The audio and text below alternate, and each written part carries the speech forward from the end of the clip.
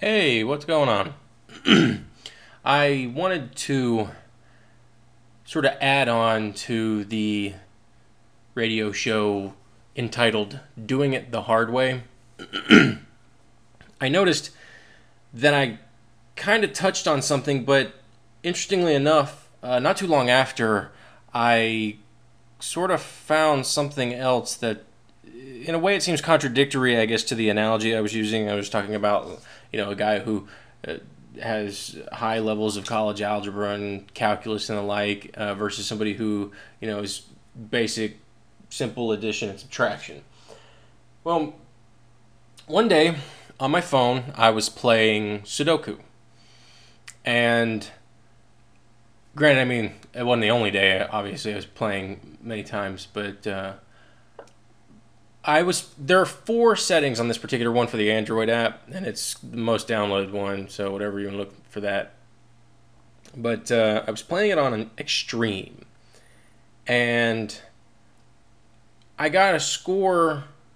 What was my timing? It was about 35, 33 minutes or something, which is pretty impressive for me because I was never really that great at the game, especially on extreme. I did notice something, however. I mean, at this point, I'd been playing it for about a month, and I noticed that when I went to the easy games, my best score at the time was about 7 minutes, and that was a pretty damn good score. I could never get under that. However, after I played enough extreme games and got it down and it was quick too. I got to admit, the drop was. I mean, I think my first extreme game was at like 60 minutes or thereabouts, whereas, and I'd probably played like 4 or 5 at that point before I finally got it down to the 33-minute mark. Well, I had played several easy games. We're talking anywhere between, well, many actually, but more like, 12, 14, whatever. Mostly just because I'm bored at work. Getting to the point. Goddamn ADD. Um, all right, so getting to the point here. I'm playing the easy game, trying to see if I can beat my 7-minute score. And it takes me like 12 minutes. I'm like, okay, maybe that's just a fluke. And so I play another one, and it takes me like 14 or 15 minutes. I'm like, what the hell? So I stop playing for a little while, and I pick it back up, and I'm like in the 12 to 15 minute range for some reason. I'm like, what the hell? Why in the world am I sucking on easy? So I go play a game of extreme, and I beat it in like 37 minutes. I was like, what the fuck is this? This is not how it's supposed to work. Easy games are supposed to become easier. But after I gave myself a bit of time to analyze the situation, I realized what the issue was. And I think it goes along with this whole doing it the hard way situation. In a way, I was playing the easy game the hard way. The hard way being the way you would want to play an extreme game. Because it's all done on the phone, computer, you don't have pencil and pen, but it gives you the option of writing tiny little numbers inside each of the squares, so that you can assess the situation and sort of strategize and basically just what is it?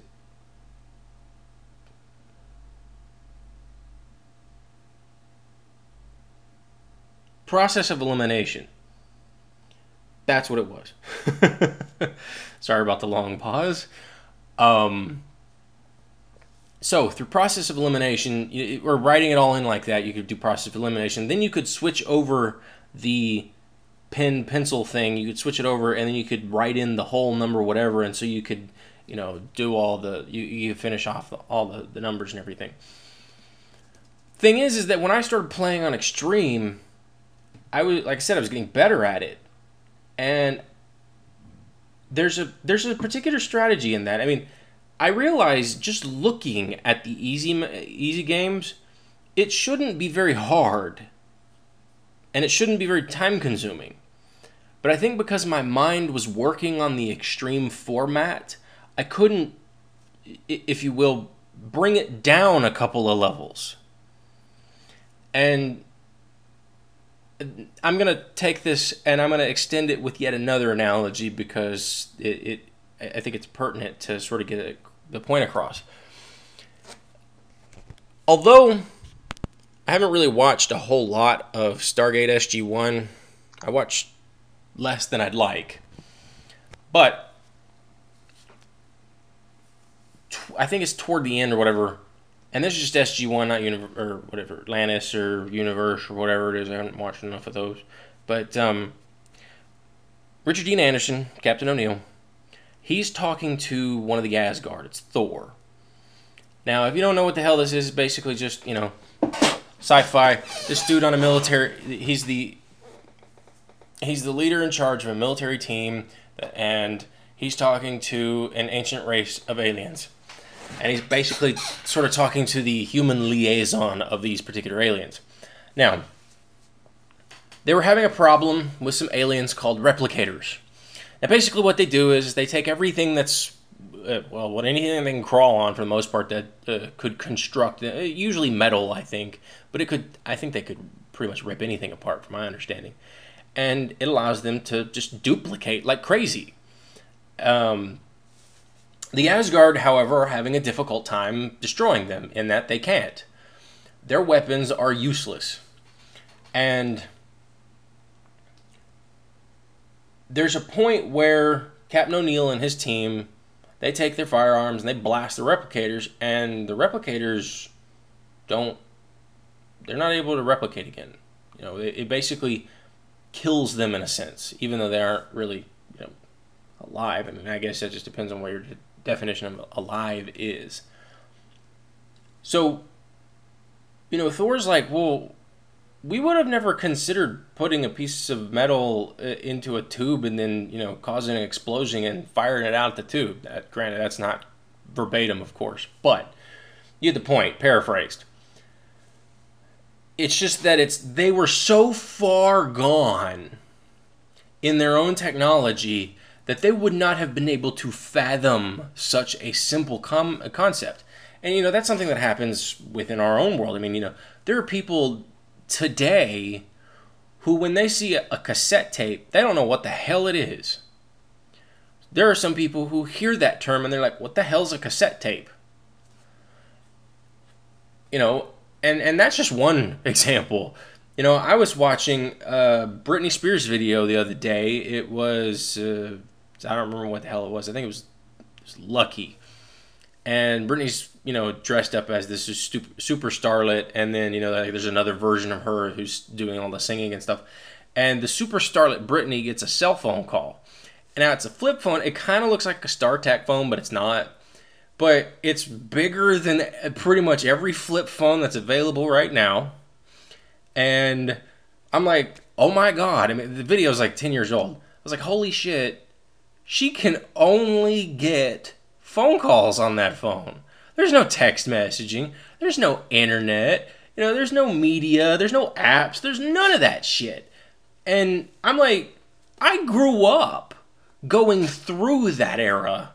And even now, I feel out of place sometimes when I see stuff like that. I'm like, shit, man, this is crazy. And so you only have to wonder, look at the pyramids. We have ways of building things, but we don't build them like that at all. Our monumental buildings are built with all sorts of crazy construction methods. But who would have thought of just stacking up, bricks for the most part and, covering it in fucking limestone to sort of protect it? It's like, it's something that the mind just doesn't grasp these days because we're that far advanced.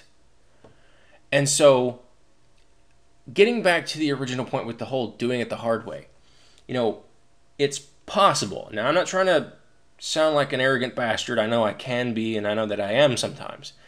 But it's possible that the person saying, you're doing it the hard way, understands how to do their thing, because whether it's simple or whatever, and then the person who's quote-unquote doing it the hard way they don't have the ability to break their mind down that way, or at least not quickly. They see a problem and they solve it in their manner. And their manner may be, extremely elaborate and overdone, but if they don't know any other thing, then it doesn't really matter, does it? In a way, it kind of, sort of, it's not really a reiteration of what I was saying before. It kind of flips it in a way. It's kind of like the math genius who wants to do the math that's on his paper, but he's got so much math in his head that he's like trying to do calculus, but it's like basic algebra. And the guy who knows 2 plus 2, he knows addition and subtraction, he would be having a difficult time. And now, see, here I think is the difference. Thinking about that now, this just popped in my head. The guy who knows calculus is likely to still get the answer right. He may be doing it the hard way, but he has a better chance of getting it done right than somebody who is lesser skilled. If I don't know calculus, I have a very limited understanding of trigonometry and physics because I took physics and I used trig. But I could pretty much do the majority of algebra. Now, I haven't taken a college algebra class. I'm good with numbers, but I just haven't done it yet because I haven't decided to do so. I haven't decided it was the time. But anyway, getting back all to the point. The guy with the greater skill, he's still most likely to succeed in whatever it is he's got to do. Also, if you feel like telling somebody they're doing it the hard way, first, shut the fuck up. By that I mean keep your goddamn opinion to yourself, and instead of criticizing in such a negative fashion, because I'm going to tell you, there's no positive way of saying it, it's always a negative. Show them how to do it. Why? The best way to teach is to teach by example. The reason for this is if you show them how to do it right, then no matter the circumstances, for the most part, of course, but let's not worry about the exceptions right now. For the most part, they will always have a backup plan, no matter what's happening. If this person, let's take another analogy. If I go to, let's say, New York City, and I ask somebody how to get to a particular building or a particular address because I'm lost, and all they do is give me directions, and they spout it off in like a minute, and then they go on their way, chances are I'm not going to find it. Why?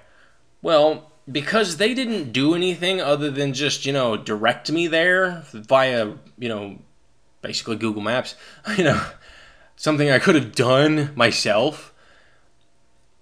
It's, it does not allow for reaction to unknown circumstances that could very well be there. What happens if a particular path is completely blocked and you have to go around? Now granted, if you have a good sense of direction, then it's not going to be that much of an issue. But there could be dead ends in certain places, and maybe you don't want to walk down this street at this time of the day or whatever it is.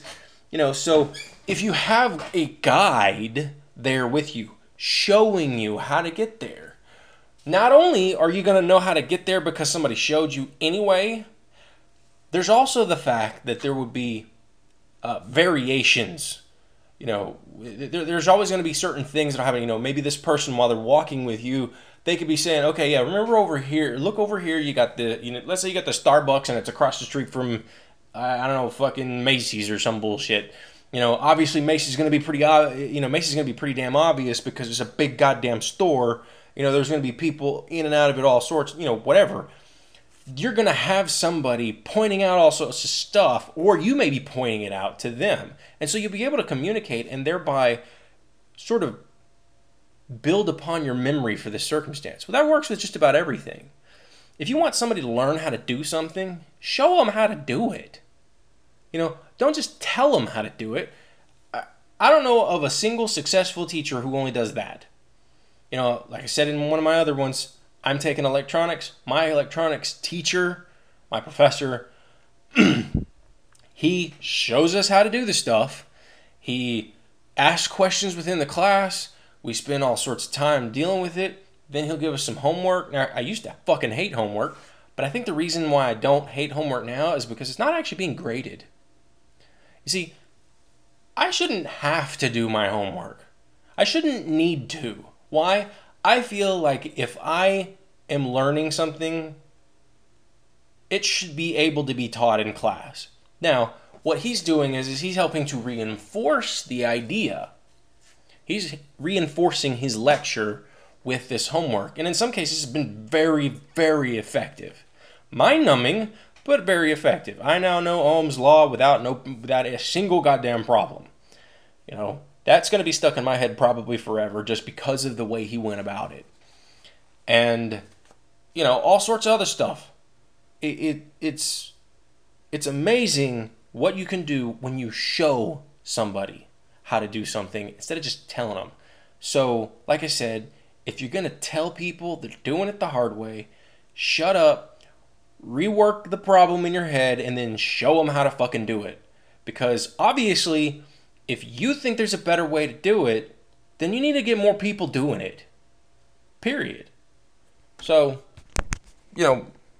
fucking... yeah, whatever.